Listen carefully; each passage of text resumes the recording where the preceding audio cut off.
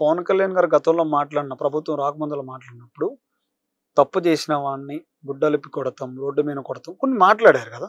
So ఇప్పుడు ఎందుకు media ముందుకు వచ్చి మాట్లాడలేదంటే ఏం చెప్తారు? చంద్రబాబు గారు మాట్లాడనివ్వట్లేదా పవన్ కళ్యాణ్ గారు?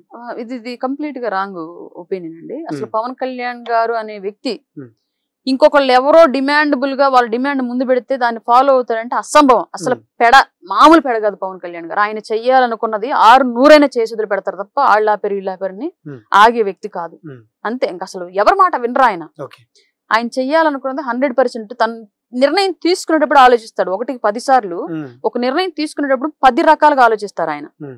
వన్స్ ఆయన డిసైడ్ అయ్యారంటే ఇది కరెక్టే, దీనివల్ల మంచి జరుగుతుంది, దీనివల్ల మన వల్ల ఎవరికి హాని లేదు, ఈ పని వల్ల ఎవరికి హాని లేదు అని వన్స్ డిసైడ్ అయ్యారు అంటే హరిహరాదులు వచ్చినా సరే ఆయన ఆగడు. ఆ విషయం మాకు తెలుసు. అట్లాంటి వ్యక్తిత్వం అయింది.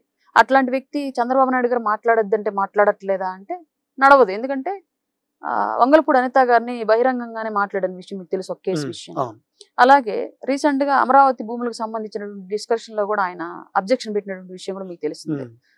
ముందు తీసుకున్న ల్యాండ్ కి సంబంధించి డెవలప్మెంట్ చూపించండి, మళ్ళీ ఎక్స్ట్రా ల్యాండ్ అంటే అది కరెక్ట్ కాదని చెప్పేసి మాట్లాడి చెప్పినటువంటి విషయం కూడా మీకు తెలిసిందే.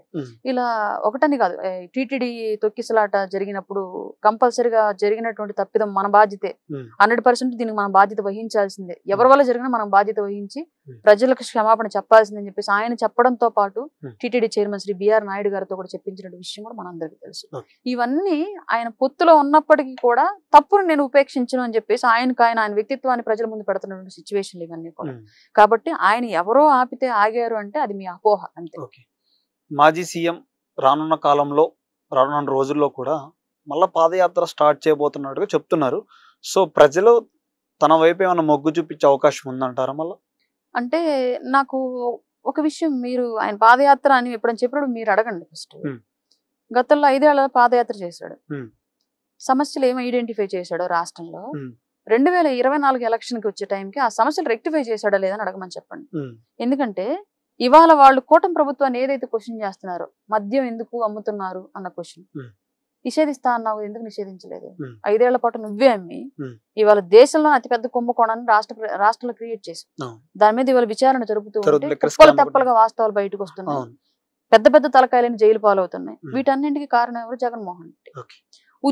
నిరుద్యోగం ఎక్కువైపోయింది, నేను రాగానే సంవత్సరానికి ఒక ఉద్యోగ క్యాలెండర్ ఇస్తా అని చెప్పేసి అన్నాడు. 2 లక్షలతో కూడినటువంటి ఉద్యోగ క్యాలెండర్ ప్రతి ఇయర్, 1,00,000 ఉద్యోగాలు. ఎన్ని సంవత్సరాల్లో ఎన్ని లక్షల ఉద్యోగాలు నువ్వు ఫిల్ఫిల్ చేసావు, ఎన్నిసార్లు క్యాలెండర్ ఇచ్చావు అని చెప్పేసి ఒకటి అడగండి. 2024 కూడా సేమ్ అజెండా క్యారీ అయిందిగా. కూటమి ప్రభుత్వం ఆ ఎజెండా తీసుకోవాల్సిన సిచ్యువేషన్ క్రియేట్ చేశారుగా. రోడ్లు ఇక్కడ నుంచి అక్కడికి లాంగ్ జంపులు చేసినాయి, మీరు చాలా వీడియోలు ఉంటాయి సోషల్ మీడియాలో చూడండి. జగన్మోహన్ రెడ్డి తర్వాత 5 ఏళ్లలో ఎక్కడన్నా రోడ్లు వేసిన సిచ్యువేషన్ మీరు చూసారా? ఇవాళ కూటమి ప్రభుత్వం వచ్చిన తర్వాత పవన్ కళ్యాణ్ గారి ఆధ్వర్యంలో పంచాయతీరాజ్ శాఖ ద్వారా మారుమూల తండాలకు కూడా బీటీ రోడ్లు, సీసీ రోడ్లు వెళ్తున్నాయి. ఆ డబ్బులన్నీ గత 5 ఏళ్ల పాటు ఎక్కడ పెట్టారు మీరు? ఇవాళ పవన్ కళ్యాణ్ గారు ఉపయోగిస్తున్నటువంటి ఫండ్స్ అన్ని గత 5 ఏళ్ల పాటు ఏం చేశారు మీరు వైసీపీలో?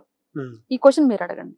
అలాగే రాజధాని అంశం తీసుకొచ్చుకున్నారు. రాజధాని, మేము అమరావతి రాజధాని, ఉన్న భూమి సరిపోదు, ఇంకా పెద్దది తీసుకోవాలి, ప్రపంచ స్థాయిలో మన రాజధాని నిర్మాణం చేయాలని చెప్పేసి ప్రతిపక్ష నాయకుడిగా ఉన్నప్పుడు పాదయాత్ర చేసేటప్పుడు నా ఇల్లు కూడా నేను అక్కడే కట్టుకుంటున్నాను, అమరావతి రాజధాని హామీ ఇచ్చాడు.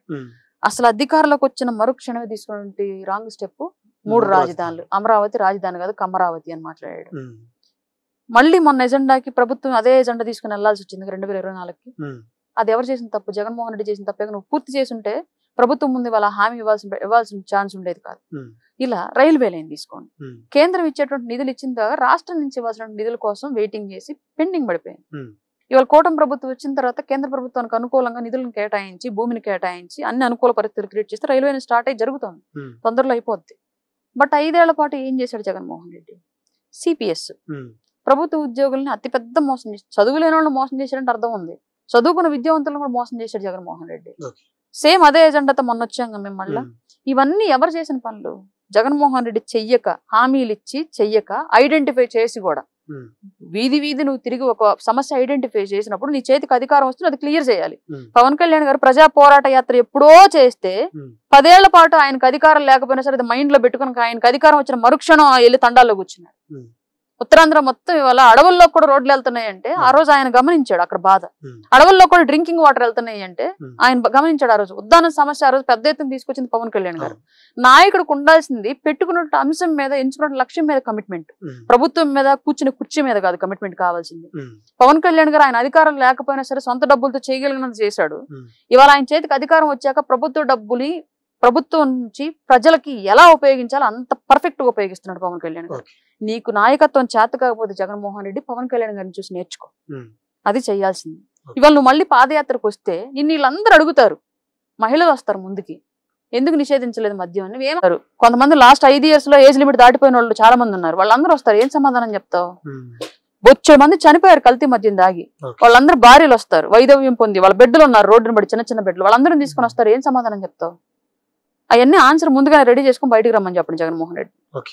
రైట్ అక్క, ఇప్పుడు ప్రభుత్వం వచ్చి 1 year అవుతుంది. పథకాలు ఎక్కడ వరకు నెరవేరినాయి, ఎంత వరకు సక్సెస్ అయినాయి కూటమి ప్రభుత్వం? ఇచ్చినటువంటి సూపర్ 6 హామీల్లో భాగంగా ఇంక 2 మాత్రమే పెండింగ్ ఉన్నాయి. ఉచిత బస్సు, స్త్రీనిధి, ఇవి 2 మాత్రమే పెండింగ్ ఉన్నాయి. మిగతా ఆల్రెడీ ప్రభుత్వం స్టార్ట్ చేసింది, ఇస్తూ ఉంది. ఇవి 2 కూడా ఆగస్ట్ నుంచి వస్తాయని చెప్పేసి ఆల్రెడీ నారా లోకేష్ గారు మీకు చెప్పిన విషయం తెలుసు. ఫ్రీ బస్ ఎప్పుడు వచ్చిన డేట్స్ మారుతూ వస్తున్నాయి అన్నట్టుగా. ఇక్కడ ఒక సమస్య ఉంది. మీరు తెలంగాణ అంశం తీసుకోండి. తెలంగాణలో ఫ్రీ బస్సు స్టార్ట్ చేయగానే మొట్టమొదటి రోడ్డు మీదకి ఎక్కింది ప్రైవేట్ ట్యాక్సీలు, ఆటో వాళ్ళ జీవితాలు పోయింది. అట్లాంటి సిచ్యువేషన్ ఏపీలో రిపీట్ అవ్వకూడదు. కాబట్టి వాళ్ళకి ఏదో ఒక పథకం స్టార్ట్ చేసి వాళ్ళని కొంత ఆర్థికంగా భరోసా అందించిన తర్వాత ఇది పెట్టాలి. దానికోసం నిధుల సమీకరణ ఇంపార్టెంట్. ఆ విషయం వల్ల అది ఇప్పటి వరకు డిలే అవుతా వచ్చింది. అది ఆగస్ట్ లో 100% వస్తుంది, కార్యాచరణ రూపంలోకి వస్తుంది. ఇప్పుడు తెలంగాణకి ఆంధ్రప్రదేశ్కి చిన్న చిన్న వివాదం నడుస్తుంది తెలుసా?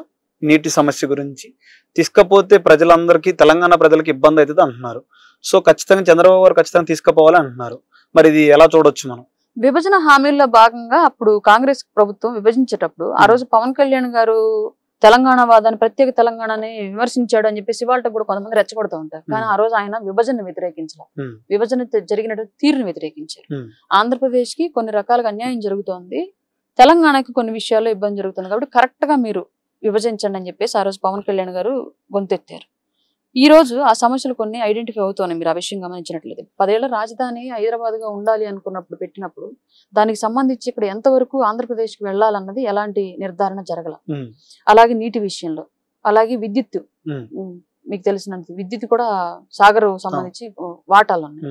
దీనికి సంబంధించి సరైన విభజన చేయకుండా ఆ రోజు కేంద్ర ప్రభుత్వం కాంగ్రెస్ గవర్నమెంట్ ఉన్నప్పుడు విభజన చేస్తే ఇవాళకి 14 ఏళ్ళు అవుతున్నా ఇవాళకి వివాదాలు నడుస్తూనే ఉన్నాయి. ఇప్పుడు ప్రజలకు ఇచ్చినటువంటి హామీ ప్రకారం ఏ రాష్ట్ర ప్రభుత్వం ఆ రాష్ట్రానికి తగ్గట్టుగా ఆ విభజన హామీలో మెన్షన్ చేసినటువంటి అంశాల ప్రకారం తీసుకోవాల్సింది తప్పదు. మేబీ ఇక్కడ అక్కడ రేవంత్ రెడ్డి గారికి అండ్ చంద్రబాబు నాయుడు గారికి మధ్య ఒక సఖ్యత ఉన్నా సరే ప్రజల విషయంలో ఆ సఖ్యత పనికిరాదు. ప్రజల విషయంలో ఖచ్చితంగా చేయాల్సిన పనులు చేసి తీరాల్సింది. రేవంత్ రెడ్డి గారు అంటున్నారు, చంద్రబాబు గారు ఇవ్వాలంటున్నారు, అది తప్పదు. అందులో హామీల ప్రకారం ఏది ఉందో దాని ప్రకారం ఆంధ్రప్రదేశ్ కి ఇక్కడి నుంచి రావాల్సిందే. దాంట్లో ఇంకా ఆయన ఇస్తానన్నా ఇవ్వనన్నా అది చట్టం ఒప్పుకోదు. విభజన హామీలు రాశారు కాబట్టి దాని ప్రకారం తీసుకెళ్తారు. అట్లా కాదు కూడదు అని చెప్పేసి అంటే వివాదాలు నడుస్తూనే ఉంటాయి. అది మనం చేయగలిగింది ఏమి లేదు.